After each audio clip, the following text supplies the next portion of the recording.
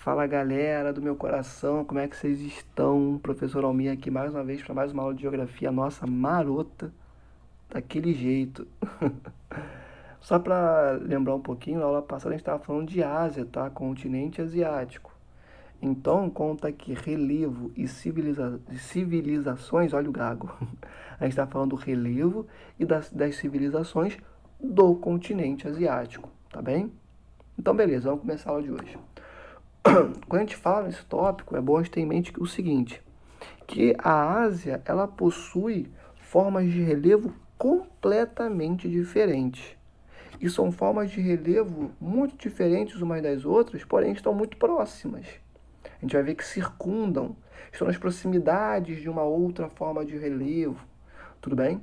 Então é bom ter isso em mente. O relevo da Ásia é vasto, com estruturas de relevo muito diferentes, porém que estão próximas geograficamente uma das outras, tá bom?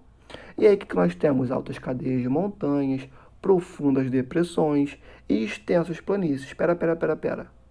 As altas cadeias de montanhas não são qualquer cadeia de montanha, são as mais altas cadeias de montanhas do mundo. As depressões não são quaisquer depressões, são as depressões mais profundas do mundo. Então o relevo não é só diverso, ele é muito extremo também. Cadeias montanhosas muito expressivas, as maiores, e depressões também muito expressivas, as mais profundas do mundo inteiro. Tá? O continente asiático é rico em áreas montanhosas, tá? Tem muitas áreas montanhosas, muitas cadeias montanhosas. E aqui a gente dá o destaque para os Montes Urais, que basicamente são a estrutura geomorfológica que vão separar a Ásia da Europa. Foi delimitado que os Montes Urais seriam a fronteira, entre aspas, natural entre Europa e Ásia, tá? Montes Zagros, cadeia do Cáucaso, Hindu-Kush, cadeia do Himalaia. Peraí. Na cadeia do Himalaia, o que nós temos? Nós temos o maior conjunto montanhoso do mundo, que se estende do sul da China, passa pela Índia, por Bangladesh, Nepal e Mianmar. Então, na Ásia, a gente tem o maior conjunto montanhoso do planeta, que é a cadeia do Himalaia. A maior cordilheira de montanhas do mundo, que é a cadeia do Himalaia. Estou falando várias vezes para vocês terem em mente. Cadeia do Himalaia, que se estende por várias extensões geográficas, por vários países. Beleza? E é na cadeia do Himalaia que nós encontramos o tão famoso Monte Everest. Professor, então Monte Everest está na Ásia? Tá. E está na cadeia do Himalaia? Tá. O Everest é o ponto mais alto da Terra, com mais de 8.000 metros. Se eu não me engano, ele está com 8.844, alguma coisa assim. Mas é acima de 8.000. Tranquilo? Então, o ponto mais alto, 8.000 metros, o ponto mais alto do mundo está na cadeia do Himalaia, que é o Everest. Beleza? Então, algumas ponderações aqui interessantes. A maior cadeia montanhosa do mundo possui o maior ponto em altitude, né, do mundo. A maior cadeia montanhosa do mundo, a maior cordilheira de montanhas do mundo é a cadeia do Himalaia.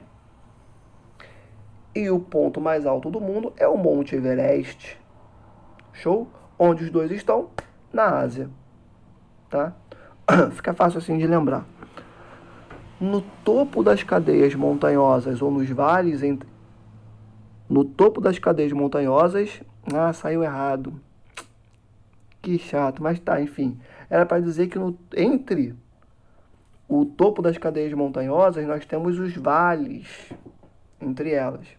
Entre as grandes cadeias montanhosas nós temos os vales. Tudo bem? E ali nessa região nós temos os diferentes grupos humanos que foram formados, tá? E esses grupos humanos têm características diferentes, étnicas e culturais, justamente porque é muito complexo você se comunicar entre grupos se você basicamente está entre duas estruturas geomorfológicas muito extensas, muito altas, muito significativas. Você chegar do outro lado é muito complexo, tá? Então, nos vales entre as cadeias montanhosas e no topo das cadeias também. Gente, eu li errado, desculpa.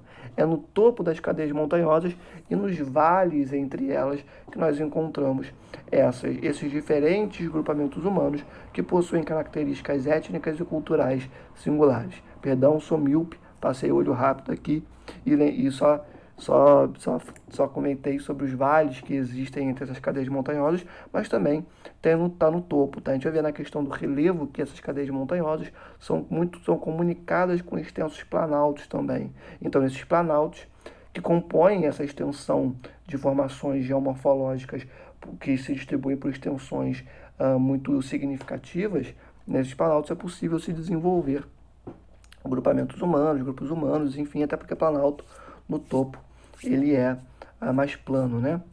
Beleza, vamos continuar. Aqui, ó, eu acabei de falar. Extensos planaltos estão interligados a grandes cadeias montanhosas. E aí o exemplo é o Planalto do Tibete e o Planalto do Pamir. O Planalto do Pamir tem 4.000 metros de altitude, tudo isso é mais ou menos, tá, gente? Não tem como precisar. E também o Planalto do Tibete, ele tem uma altitude superior a 3.000 metros. Então, são planaltos, são menores do que montanhas, que em grande parte são frutos do dobramento moderno. Não vamos falar sobre isso agora, isso é uma outra aula, né? Mas para vocês terem em mente que montanhas, como vocês têm em mente, aquela estrutura pontuda, são maiores do que planaltos, tá? E por mais que esses planaltos sejam menores do que as outras estruturas, ainda assim são planaltos bastante altos, com uma altitude como do Tibete acima de 3.000 metros, o Pamir com 4.000 metros, tá? Não chegam a 8.000 e pouquinho, mas ainda assim batem ali os 4.000 ou chegam quase a 4.000 metros de altitude. Tranquilo? Então você tem as cadeias montanhosas e grudado nas cadeias montanhosas, conectados com as cadeias montanhosas, vocês têm os extensos planaltos. Tranquilo? Fique com isso em mente. Cadeias montanhosas e conectados a essas cadeias montanhosas, nós temos os extensos planaltos, tá? E agora nós temos as depressões absolutas. E essas depressões são encontradas nas proximidades dessas áreas elevadas. Então, olha só como fica fácil de lembrar. Vocês têm as cadeias montanhosas, tá? As grandes cordilheiras, e conectados a essas áreas montanhosas, vocês têm os planaltos, os extensos planaltos, tá? Os grandões, planaltos bem grandes, beleza? Então, cadeias montanhosas muito grandes que são coladinhas com planaltos que também são muito grandes. E no entorno, nas proximidades, melhor dizendo, dessas estruturas grandes pra caramba, vocês têm o quê? Depressões absolutas. Então, as depressões são encontradas nas proximidades dessas áreas elevadas. Tranquilo? E aí o exemplo que a gente tem são as depressões absolutas dos mares Cáspio e de Aral e o Mar Morto, tá? Só para deixar claro uma coisa aqui. Depressão absoluta é aquela depressão que está abaixo do nível do mar. Professor, o que é uma depressão? Depressão é uma estrutura de relevo que tem uma profundidade muito maior do que o restante das estruturas que estão ao seu redor. Então você tem depressões relativas que você encontra com mais facilidade no continente, porém as absolutas são aquelas que estão abaixo do nível do mar, ou seja, são profundas pra caramba, estão lá embaixo, beleza? E o nível do mar foi o que a gente estabeleceu, né? Foi a delimitação que a gente criou para entender se algo está alto, se está baixo, se está a nível do mar, está no nível ok. Está acima do nível do mar, está alto. Abaixo do nível do mar, está baixo pra caramba. Beleza? Então, depressões absolutas são depressões que estão abaixo do nível do mar, que em grande parte, inclusive, estão nos mares, nos oceanos. Tranquilo? Então, a gente tem as depressões absolutas dos mares Cáspio e de Aral, que inclusive o mar de Aral, infelizmente, está secando, está num processo bastante avançado de desertificação, por conta de irrigações que foram, projetos de irrigação que foram colocados ali no Mar de Aral durante a época soviética, infelizmente, focando na irrigação de plantações, e aquilo secou o mar, né? E hoje está num processo bastante complexo de desertificação. E o Mar Morto, né? Que o Mar Morto ele é muito interessante, né? Porque além dele ser a maior depressão continental do mundo, ele tem uma profundidade de 392 metros abaixo do nível do mar. Então, assim, você tem o nível do mar, né? Que é o que está a 0 metros, digamos assim. Altitude baixa. Ele está a zero, no ponto zero. O Mar Morto está a 396 metros abaixo do ponto zero. Estou entendendo onde eu quero chegar? É bem baixo mesmo. E o Mar Morto é muito interessante. Os mares, eles costumam ter uma quantidade de salinidade que gira em torno ali de 3,5%. Né? Tem uma quantidade de sal que gira em torno de 3,5%. O Mar Morto sozinho tem 35%. É por isso que quando as pessoas vão no Mar Morto, é muito comum, né, você ver as pessoas que vão ali no Mar Morto e tiram fotos lendo, sem afundar no Mar Morto. Por quê? Porque lá tem uma concentração de sal tão grande que a densidade ali presente é maior do que dentro do nosso corpo. Então você boia. Entendeu? Ah, não coloquei uma fotinha disso. Poxa. Mas é tranquilo de achar no Google. Só jogar assim, ó, Mar Morto e colocar imagens. O que mais vocês vão encontrar ali são pessoas tirando foto, boiando no Mar Morto. Porque você não afunda no Mar Morto. A densidade dele é muito maior do que dentro do seu corpo. Por conta da quantidade absurda de sal. 35% de salinidade, enquanto o restante do mundo tem mais ou menos 3,5% distribuído nos mares. O Mar Morto tem 35% sozinho. Beleza? Então vamos continuar. Falamos de depressões, que estão nas proximidades dessas cordilheiras de montanha, dessas cadeias montanhosas que estão conectadas com altos planaltos. E agora nós temos as planícies. E essas planícies circundam os planaltos e cadeias montanhosas. Se as depressões absolutas estão ali próximas, estão perto dessas estruturas, as planícies circundam, estão no entorno dos planaltos e das cadeias montanhosas. Então nós temos cadeias montanhosas que estão conectadas com altos planaltos. Próximos dessas estruturas nós encontramos as depressões absolutas e no entorno, em volta dessas estruturas, nós temos planícies, tá? E essas planícies apresentam solos bastante férteis, são planícies fluviais, daqui a pouco a gente chega lá. E como elas são muito férteis, elas são intensamente utilizadas para a agropecuária, elas são muito utilizadas para a agricultura, tá? E essas planícies são cortadas por diversos rios. O rio ele tem uma configuração muito interessante, que é o seguinte: na margem interna do rio, ele deposita material particulado, ele deposita sedimentos, o que é muito importante para a fertilidade do solo ali presente. E além dessa deposição de material, tem um outro ponto, que é o seguinte: em alguns momentos do ano, nós temos as cheias dos rios.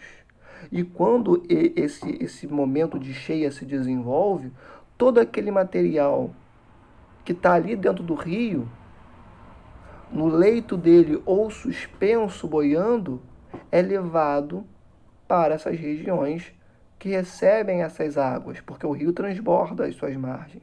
É o período de cheia deles. Ele extrapola as suas margens. Então, essas regiões recebem esses materiais que são depositados ali pelos rios. E esses dois pontos que eu comentei com vocês aqui, da estrutura dos rios, torna essas planícies, que que são formadas por conta da deposição desses materiais, inclusive, forma planícies extremamente férteis. Não à toa que é no entorno dos rios que grandes civilizações se formaram. Por quê? Porque elas se utilizavam dessa fertilidade muito grande para o plantio, para a agricultura. Sacaram? Então, essas planícies são cortadas por diversos rios, tá? E aí, que eu acabei de falar, desenvolvimento de civilizações que viveram da fertilidade e dos benefícios oferecidos pelos rios. Já comentei sobre isso.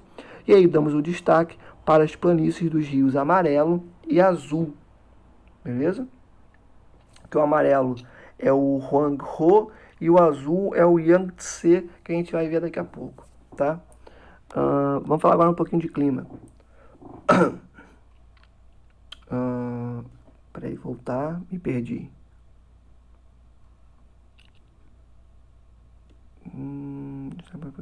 Amarelo, Rio Azul. Não entendi porque tá escrito clima ali.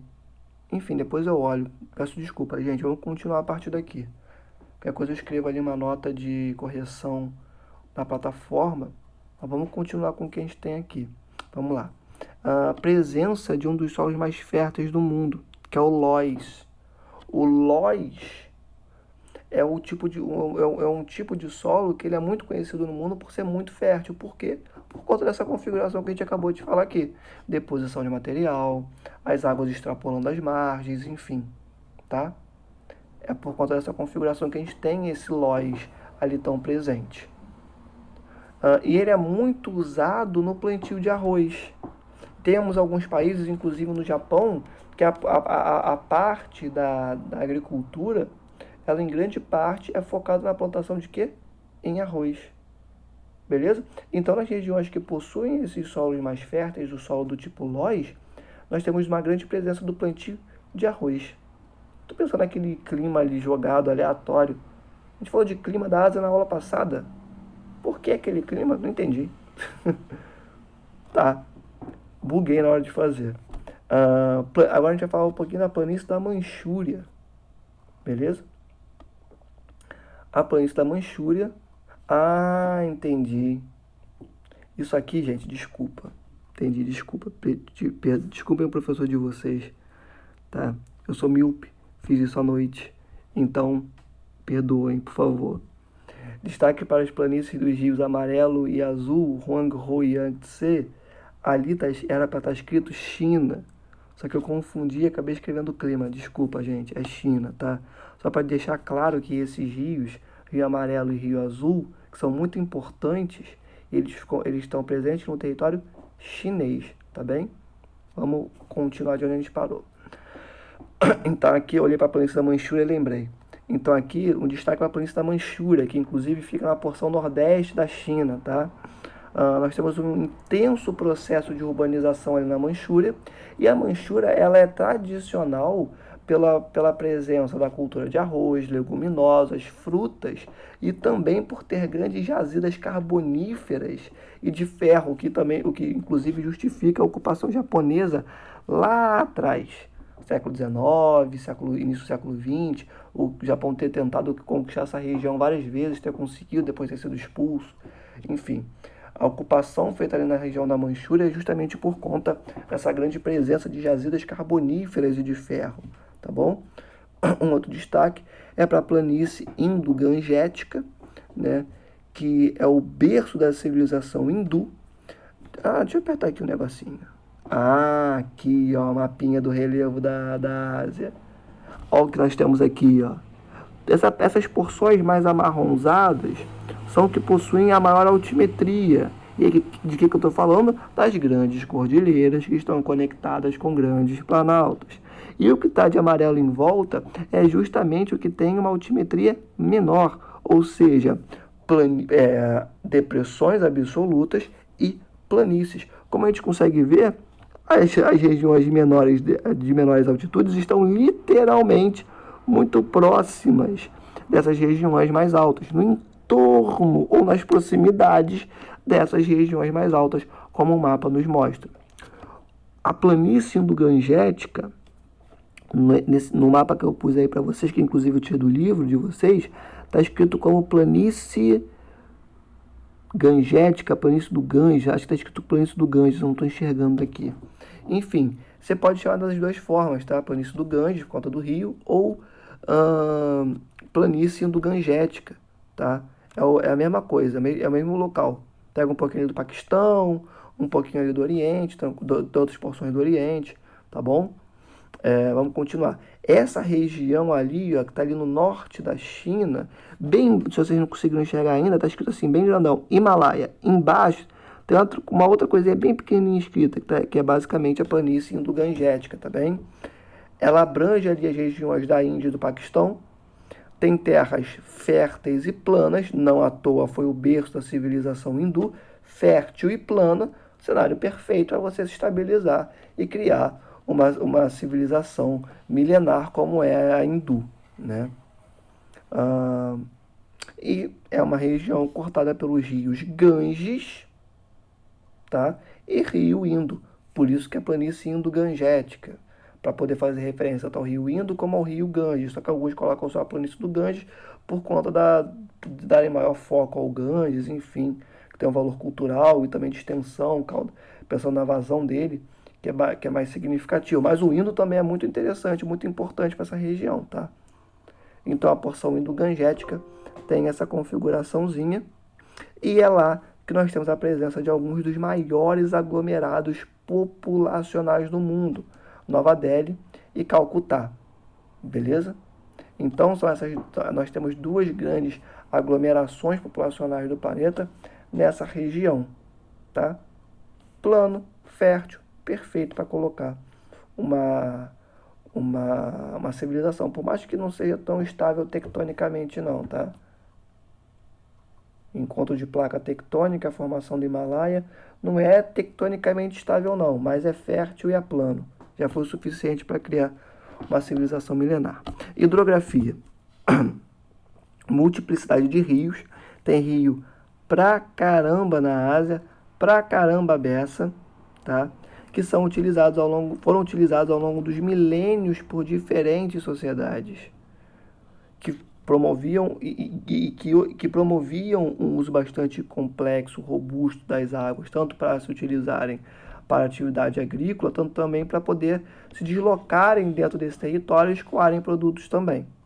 Atualmente nós temos um uso muito intensivo dessas águas, de tal modo que há uma contaminação e uma poluição muito significativa da rede hidrográfica desse continente, tá? Os rios da Ásia estão entre os mais poluídos do mundo, seja por dejetos humanos, seja pela utilização dessas águas para a irrigação de plantações, seja que é o que pega bastante água também, seja por conta da atividade industrial que joga seus rejeitos químicos nas águas e utiliza da vazão dessas águas para geração de energia, assim como também o agronegócio joga seus rejeitos nesses corpos hídricos, tá? Então, são alguns elementos que contribuem para que os rios do continente asiático estejam entre os rios mais poluídos do mundo inteiro, tá? Então, a contaminação e poluição muito grande da rede hidrográfica, por mais que eles tenham muitos rios, e que esses mesmos rios tenham sido fundamentais para a consolidação das sociedades milenares que existem no continente asiático, ainda assim, hoje em dia, eles são extremamente poluídos, tá? Principais bacias hidrográficas, só para a gente ter uma ideia desse continente, nós temos as bacias do Yangtze, ou também podemos chamar de Rio Azul, né, da China, ou então bacia do Rio Azul, que é um outro nome para ele. Yangtze e Rio Azul são mesmo os corpos hídricos, tá? Só o nome que muda. E esse rio principal, por que eu falei rio principal? Porque é uma bacia hidrográfica, bacias, inclusive no plural, do Yangtze. Né? Bacias por quê? Porque dentro de uma bacia hidrográfica você tem várias subbacias, que são dos afluentes dos outros rios que vão se comunicar com o rio principal e vão levar água para ele, beleza?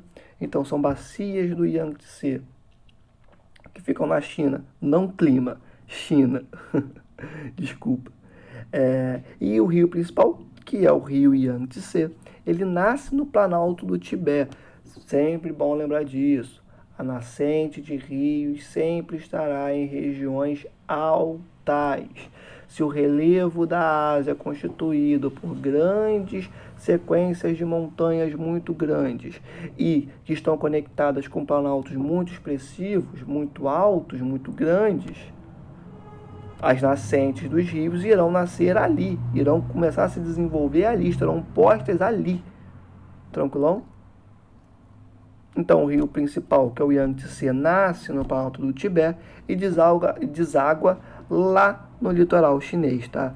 Ele percorre um longo trecho montanhoso, como a gente já falou, o relevo da Ásia é composto por uma grande extensão montanhosa, tá?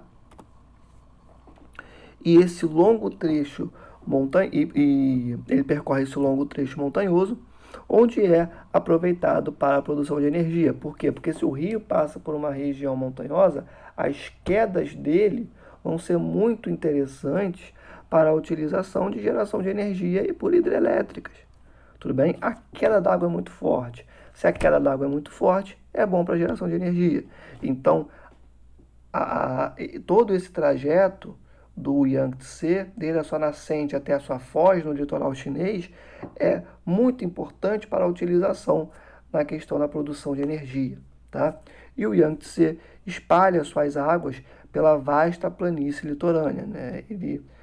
A foz dele é deltaica, né? Sai ali pela planície, pelas planícies litorâneas do litoral chinês, tá? Fertilizando essas planícies litorâneas dessa forma, tá? Então ele fertiliza essas planícies por conta da sua presença, daquele mesmo esquema que a gente já falou, deposição de material e também o aumento de cheia. Como é um rio muito caudaloso, um rio muito importante para a Ásia, então ele vai fertilizar com grande força, com grande presença essas planícies, tá? Fundamental para a prática da agricultura, como a gente já falou, sobretudo do arroz, que é uma espécie muito presente na Ásia. Já viu aqui o mapinha físico da Ásia e bacias de Mekong, Huanghe, Ganges, Indo, Tigre e Eufrates, né, que são bacias também muito importantes ali para o continente asiático, que são largamente utilizados para práticas agrícolas, irrigação, geração de energia, hidrelétricas e como via de circulação de mercadorias e pessoas, que a gente já comentou lá atrás rapidamente, quando falamos da importância desses corpos hídricos para a consolidação dessas sociedades milenares ali no continente asiático, tá? Você tem uma mobilidade para dentro desse continente a partir desses corpos hídricos para deslocar pessoas e também deslocar produtos, beleza? Próximo e último item é e aqui embaixo tem um mapinha, ó, muito interessante, que novamente eu tirei do livro de vocês, que mostra todos os nomes dos rios ali asiáticos, os principais rios do continente asiático, tudo bem? Ali, Huanghe, Yangtze, Rio Amarelo, Rio Azul, né? Brahmaputra, Ganges, Indo, Eufrates, Tigre, mas qual eu imagino que vocês conheçam? Baikal, enfim. Então esse mapa aqui é bem interessante porque ele mostra essa grande quantidade de rios presentes que cortam todo o território do continente asiático, beleza? Falar agora da diversidade de penínsulas e ilhas nessa região. A Ásia possui recortes litorâneos onde se destacam diversas penínsulas. O litorâneo asiático, desculpa gente, estou cansado. O litoral asiático ele é todo recortado, né? E por ele ser assim, ele possui uma série de penínsulas ali próximas a ele, né? E é bom lembrar também que a Ásia está muito próxima do Círculo de Fogo do Pacífico, então também tem várias penínsulas ali, várias ilhas que são formadas, que são oriundas de atividade tectônica, atividade vulcânica. O próprio Japão é oriundo dessa origem, tá bom? Ele vem nessa origem tectônica, tá? Vulcânica, no encontro de 3 placas, tá? E aí temos que dar destaque para as penínsulas arábica, a Indochina e da Anatólia, ou também é conhecida como Península Turca, tá? Nós temos ilhas e arquipélagos que, como eu acabei de falar para vocês, foram formados por vulcanismo, beleza? Círculo de Fogo do Pacífico, muita atividade tectônica, é compreensível que a atividade vulcânica seja muito desenvolvida ali, né, muito expressiva ali, porque, enfim, a partir desse contato de placas e o movimento do magma, né, sendo expulsado para a superfície, que vai dar início, vai dar origem à atividade vulcânica. Então, onde nós temos um tectonismo ativo, nós também temos um vulcanismo ativo. Então, essas ilhas e arquipélagos são formados sumariamente por essa atividade vulcânica, tá bom?